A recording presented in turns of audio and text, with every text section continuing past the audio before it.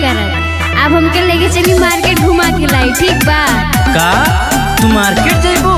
अरे अभी तो तू नया नोहर कन्या बाड़ू, अभी कोई देखी तो का कही? बतावा।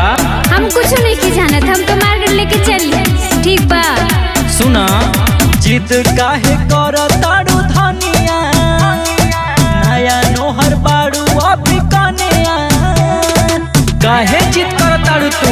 जिद करतानी तो का करताड़ू? जिद काहे करताड़ू धनिया, नया नोहर बाड़ू अभी कन्या। पिंडमगंज बजरिया घुमाई दना हो, चाटी छोला हमके खियाई दना हो, मान जाना हो सैया मान जाना हो। अच्छा, धुरकी बजरिया घुमाई दना हो। अरे धुरकी में जाइबू तो बवाल हो जाई हो। काहे हो? तू ना जानबू। बजरिया घुमाई दना हो।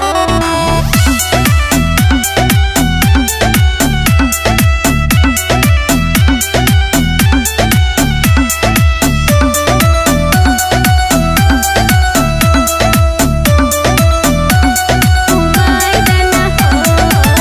कहीं ऐसे कहा तानी मान जाई बात हो, काहे से करा तानी ले चली साथ हो। साथ में जाइबू तू? काहे ना जी? अच्छा, हाँ जी। इज्जत मारे आदा के ख्याल करा धनिया, काहे तू बिगाड़ा ताड़ू रहे के रहनिया। गाड़ी फोर व्हीलर मंगाइला न हो, का? मनवा के ललसा पुराइला न हो। अच्छा, मानी जाना हो सैया मानी जाना हो, नागर बजरिया घुमाई दना हो, नागर बजरिया घुमाई दना हो, घुमाई दना हो, नागर बजरिया, नागर बजरिया घुमाई दना हो। म्यूजिक बाय निसार। घुमाई दना हो।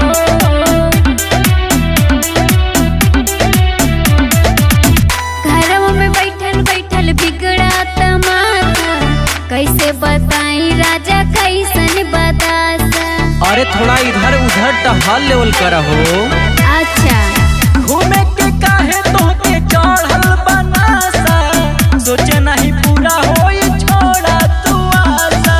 मन बना तो नहीं है पहुँचाई दना हो, नहीं हर सूर्या के अभी ये बुलाई दना हो, मान जाना हो सैया मान जाना हो, ना तो गढ़वा बजरिया घुमाई दना हो, घुमाई दना हो। ना मनबू तो चल। का सच?